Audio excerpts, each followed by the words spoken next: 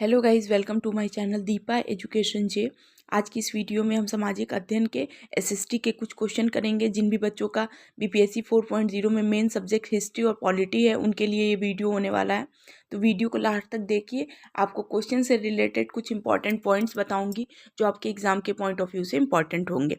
तो let's start.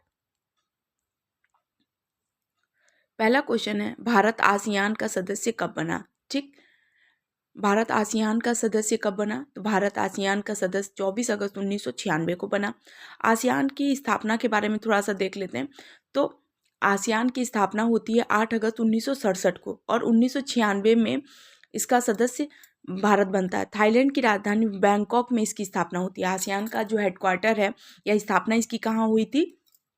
तो Bangkok में। वर्तमान में आसियान में 11 सदस्य देश हैं और इसमें जो नवीनतम देश है वो है कंबोडिया। ध्यान रखिएगा, इंपॉर्टेंट है। प्रश्न आपके इसी पॉइंट से बन सकते हैं कि कौन से कितने वर्तमान में सदस्य देश हैं, तो 11 हैं।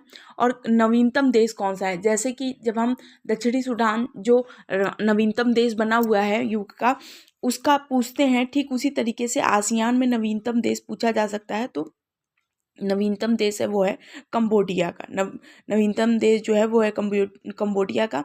आसियान की स्थापना 8 अगस्त 1967 को बैंकॉक में हुई थी। आसियान की स्थापना 8 अगस्त 1967 को बैंकॉक में हुई थी। ध्यान रखिएगा। भारत कब बना? 24 अगस्त 1996 को। ठीक, आगे क्वेश्चन, साम्राज्यवाद का नाश हो, ये नारा किसने दिया था? तो ये नारा दिया भगत सिंह ने। ठीक, अब हम थोड़ा सा अच्छे से इस चीज़ को समझते हैं। साम्राज्यवाद का नाश हो, ये नारा दिया भगत सिंह ने। इनकलाब जिंदाबाद के भी नारे को इन्होंने ही बहुत ज़्यादा आगे बढ़ाया था। ध्यान रखिएगा, इंपॉर्टेंट है। 23 मार्च 1931 को इनको फांसी दी गई थी।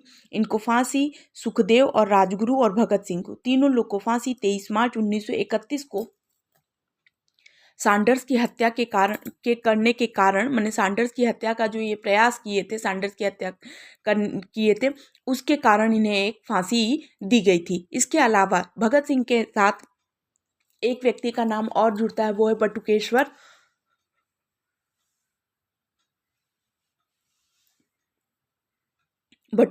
दत्त। ये नेशनल असेंबली में जो आज लोकसभा है वहाँ पर बम फेंके थे खाली बेंचों पर, ताकि जो खाली बेंचों पर बम फेंकने का उद्देश्य ही इन लोगों को सिर्फ ये था कि हमारी बात उन लोगों के कानों तक पहुँचे।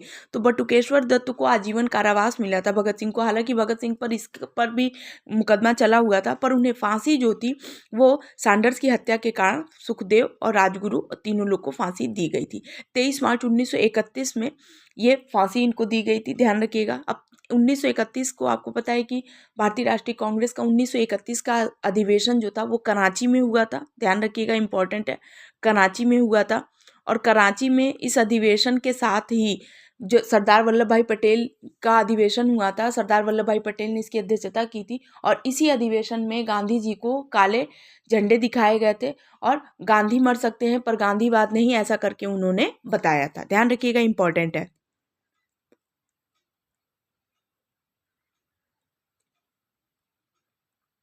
आगे क्वेश्चन, भगत सिंह के राजनीतिक गुरु कौन थे? तो करतार सिंह सराभा थे। ध्यान रखिएगा, इंपॉर्टेंट है। करतार सिंह सराभा भगत सिंह के राजनीतिक गुरु थे। तो देखिए, भगत सिंह जो थे वो एक क्रांतिकारी, आपको पता है जब भारतीय राष्ट्रीय आंदोलन हम पढ़ते हैं तो उसमें हम 3 तरीके के आंदोलन के बारे में अच्छे से डिटेल में पढ़ते हैं। एक होता है नरम दल, एक होता है गरम दल के बारे में, गरम दल, नरम दल, और एक होता है क्रांतिकारी दल। ठीक, तो जो नरम दल था वो चाहता था कि चित्र, लेटर, लेखिकाओं, पत्रिकाओं के माध्यम से हम अपनी बात को अंग्रेजी ब्रिटिश साम्राज्य के सामने रखें। और ब्रिटिश सरकार इस चीज़ से प्रेरित होकर, मतलब अहिंसावादी थे, इस चीज़ से प्रेरित होकर जो है वो क्या करेंगे, भारत देश को आज़ादी देंगे। वही गरम दल के जो नेता थे वो चाहते थे कि हिंसा करके, थोड़ी हिंसा करनी पड़े, अपनी अपनी बातों को थोड़ी सी, अपनी बातों में क्या करनी पड़ी, थोड़ा कड़ापन लाना पड़े, पर बातों से कुछ हिंसा करके हम स्वतंत्रता क्या कर सकते हैं, पा सकते हैं। इसमें देखिए, लाला लाजपत राय का नाम, बिपिन चंद्र पाल का नाम, बाल गंगाधर तिलक, आपको पता है कि बाल गंगाधर तिलक जो पत्रिकाएं निकालते थे और जिस संगठन से जुड़े थे, आपको पता है कि आगे चलकर ये युगांतर समिति जो थी वो बहुत ही फेमस हुई थी। और युगांतर समिति यद्यपि महाराष्ट्र में बहुत ही ज़्यादा बंगाल से लेकर महाराष्ट्र तक इसने देश विदेश तक की अपनी इस संगठन में ये उन्हीं लोगों को भेज रहे थे। ये सब क्रांतिकारी योजना से संबंधित थे। युगांतर दल के जो नेता थे, अब ये क्रांतिकारी और गरम दल ये दोनों लगभग लगभग सेम थे। क्रांतिकारी भी चाहते थे कि चाहे किसी की हत्या करनी पड़े, अगर हमें देश की आज़ादी मिलती है तो हमें क्या करनी है, अगर किसी की हत्या भी करनी पड़े तो वो गलत नहीं होगा। ये क्रांतिकारी विचारधारा के स्वभाव रखने वाले ये जो युगांतर समिति के जो सदस्य थे, आगे चल के लॉर्ड हार्डिंग की हत्या करवाते हैं, किंग्सफोर्ड की हत्या कराने का प्रयास करते हैं। और इस तरीके से आप देखते हैं कि हेमचंद्र कानूनगो जो आते हैं वो पेरिस जाकर बम बनाने की कला से क्या होते हैं, सीखते हैं। तो इस तरीके से जो क्रांतिकारी संगठन के जो लोग होते थे वो बम बनाने की कला देश विदेश से सीख के आए और यहाँ पर क्या किए, क्योंकि भारतीयों के पास बहुत शस्त्रों की तो बहुत ज़्यादा सैन्य जो पावर होती है, सैन्य पावर होती है, वो तो थी नहीं। बहुत लोगों के पास गोली बंदूकें तो थी नहीं, इन क्रांतिकारी संगठन के पास, ना गरम दल के पास। तो ये लोग युगांतर समिति के माध्यम से और अन्य क्रांतिकारी संगठन के माध्यम से गए और बम बनाना सीखे। और इस तरीके से आगे चलकर टोला में इन्होंने एक बम बनाने का कारखाना भी स्थापित किया, जिसको आगे चलकर क्या होता है, नरेंद्र गोसाई उसके गवाह बनते हैं। फिर आगे आप देखते हैं लॉर्ड हार्डिंग पर जब बम गिराने का प्रयास किया जाता है तो उसमें अवध बाल मुकुंद गुप्त, अवध बिहारी और विश्वास कुमार विश्वास, ये सब लोगों को फांसी दी जाती है, जिसमें कुमार विश्वास जो होते हैं जो अम्बाला में फांसी पाते हैं। तो यहाँ पर भगत सिंह के बारे में हम पढ़ते हैं कि भगत सिंह भी ऐसे ही क्रांतिकारी संगठन से जुड़े हुए थे और उन्होंने, अभी मैंने पिछले क्वेश्चन में बताया कि साम्राज्यवाद का नाश हो नारा भी दिया था। और ये अपनी बात को क्या करते थे, क्रांतिकारी माध्यम से, यानी थोड़ा जोर जबरदस्ती से करके क्या किए, अपनी बात को रखवाए। 1928 में, ध्यान रखिएगा, इन्होंने HSRA की स्थापना की थी फिरोज शाह कोटला में, ध्यान रखिएगा, इंपॉर्टेंट है। और उसके कुछ समय बाद यानी 28 में इन्होंने फिरोज शाह कोटला में HSRA की स्थापना, ध्यान रखिएगा, जितने पॉइंट हैं वो सब आपके एग्जाम के पॉइंट ऑफ व्यू से इंपॉर्टेंट। HSRA की स्थापना करते हैं 1928 में करते हैं और आगे चल के 1931 में 23 मार्च को उनकी क्या करती है, उनको फांसी दी जाती है। ठीक, भगत सिंह के चाचा का नाम जो था वो अजीत सिंह था, वो भी एक क्रांतिकारी संगठन से ही जुड़े थे, लेकिन बाद में इनको देश निष्कासित किया जाता है। देखिए, भगत सिंह के चाचा कौन थे, तो अजीत सिंह थे। और पंजाब में क्या होता था कि आपको पता है कि लाला लाजपत राय से लेकर के लाहौर तक ये संगठन क्या हुआ था, पूरी तरीके से फैला हुआ था। पंजाब में एक नदी बहती थी, उस नदी में जल प्रबंधन को लेकर वहाँ पर लोगों में क्या हुआ, मतलब जल निकासी की जो व्यवस्था थी वो सुव्यवस्थित तरीके से नहीं थी। तो यह व्यवस्था सुचारू रूप से चले, इसके लिए वहाँ क्रांतिकारी संगठन से जुड़े अजीत सिंह ने भी क्या किया था, जो भगत सिंह के चाचा थे, अपनी बात को रखा था। लेकिन लाला हरदयाल और अजीत सिंह को क्या कर दिया गया, देश निकाला दे दिया गया। यानी जो मतलब अंग्रेजों ने शासन व्यवस्था को इतनी मतलब इतने गलत तरीके से चला रहे थे कि जो व्यक्ति अपनी बात रखते भी थे उनको भी क्या कर दिया जाता था, देश निष्कासित कर दिया जाता था। तो उसमें अजीत सिंह का नाम भी आता है, जो भगत सिंह के क्या थे, चाचा थे। ध्यान रखिएगा, इंपॉर्टेंट है। आधुनिक गणतंत्र की जननी किसको कहा जाता है, तो अमेरिका को कहा जाता है आधुनिक गणतंत्र की जननी। इसे भी इंपॉर्टेंट फैक्ट मैं आपको बता देती हूँ, आधुनिक गणतंत्र की जननी अमेरिका को कहा जाता है।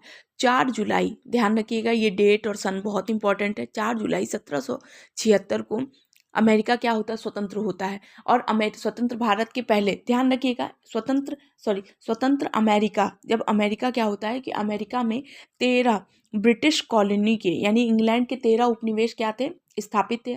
और ये लोग क्या करते थे, इंग्लैंड से किसी भी तरीके का जो एकाधिकार था पूरी तरीके से, उन सभी कॉलोनी में क्या था, अपनी तरीके की अपनी स्थिति को, अपने निर्णय को क्या किया जाता था, इंग्लैंड से भेजा जाता था। लेकिन फिर क्या हुआ कि नहीं होता है कि जब स्वतंत्रता के लिए जो संघर्ष होता है वो धीरे धीरे करके मध्य वर्ग द्वारा क्या होता है, प्रारंभ होता है। एज इट इज़ बिल्कुल अमेरिका में भी यही सब चीज़ें हुई। ध्यान रखिएगा, 5 सितंबर 1700, ध्यान रखिएगा, 5 सितंबर 1774 को क्या होता है, एक महादेशी सम्मेलन होता है। फिर 18 अप्रैल में लेक्सिंगटन में प्रथम संघर्ष होता है और 4 जुलाई 1776 को क्या होता है, अमेरिका स्वतंत्र होता है। यानी लगातार लाइन से क्या होती है, लड़ाइयाँ होती हैं, संघर्ष होता है और लड़ाइयाँ होने के बाद से अमेरिका के घोषणा पत्र को, अमेरिका के स्वतंत्रता घोषणा पत्र को मैक जेफरसन, ध्यान रखिएगा इनका नाम इंपॉर्टेंट है, मैक जेफरसन जो होते हैं वो अमेरिका के स्वतंत्रता घोषणा पत्र को क्या करते हैं, पढ़ते हैं और उसी दिन से 4 जुलाई 1776 से क्या होता है। और इसकी सबसे इम्पॉर्टेंट चीज 16 दिसंबर कभी कभी डेट देता है, 16 दिसंबर या 17 दिसंबर 1773 को, ध्यान रखिएगा, मोहॉक जनजाति द्वारा क्या होता है, बोस्टन टी पार्टी की घटना होती है और इंग्लैंड के जो प्रधानमंत्री होते हैं, ध्यान रखिएगा, वो क्या करते हैं, एक 20 शीलिंग का एक स्टाम्प एक्ट भी पारित करते हैं जो 1765 में होता है। ये सारे कारण बनते हैं आगे चल के अमेरिका में स्वतंत्रता संघर्ष के। तो ध्यान रखिएगा, ये सब भी बात इंपॉर्टेंट है। आगे है क्वेश्चन, अंतर्राष्ट्रीय न्यायालय में न्यायाधीशों की संख्या कितनी रखी गई है? 15 न्यायाधीश की संख्या रखी गई है अंतर्राष्ट्रीय न्यायालय में। इन 15 न्यायाधीशों की नियुक्ति 9 वर्षों के लिए होती है और प्रत्येक 3 वर्ष बाद 5 न्यायाधीश अवकाश ग्रहण करते हैं। कोई भी 2 न्यायाधीश एक ही देश के नहीं हो सकते, यानी 9 वर्षों के लिए होती है और कोई 5 न्यायाधीश जो होते हैं वो अवकाश ग्रहण करते हैं 3 वर्ष बाद। ध्यान रखिएगा, इंपॉर्टेंट है। और अंतर्राष्ट्रीय न्यायालय में न्यायाधीशों की संख्या कितनी होती है? तो 15 होती है।